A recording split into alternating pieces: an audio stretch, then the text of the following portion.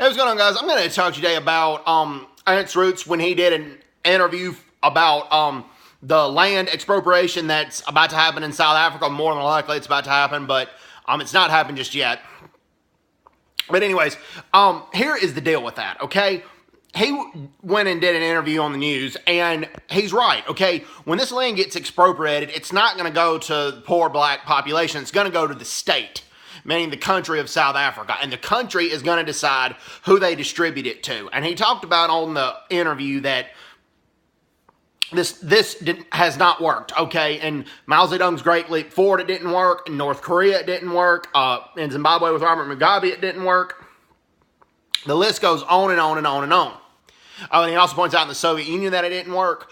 All this is going to lead to is immense poverty. And South Africa already has a bad enough poverty problem, but it's going to have a worse poverty problem if this land expropriation happens.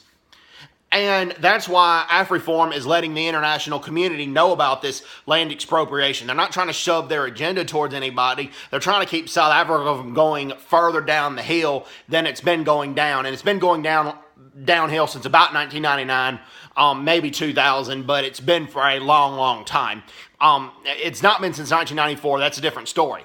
And also, that's what he's talking about. And also, he talked about the Native Land Act, and the Native Land Act of 1913 was horrible, and he didn't excuse it.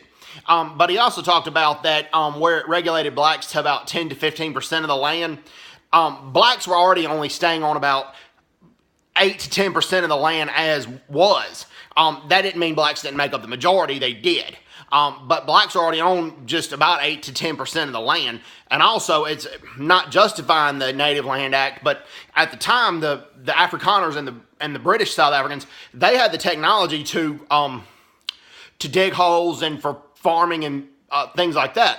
And at that specific time, the blacks did not. Now, they later acquired it, but if you have, it's not justifying taking the land, but if somebody doesn't have the technology to expand their land and to be wealthy off that land, it's not going to change much. Now, like I said, it doesn't excuse the Native Act land or the Native Land Act, and he did not excuse it. I can promise you he didn't excuse it. Okay? And this land expropriation without compensation is not going to go over well. And he cited plenty of examples, and there is not an example in the world where this has worked. And he pointed that out in the interview. Anyways, hope everybody's doing well. Take care. God bless them. Bye-bye. Bye-bye.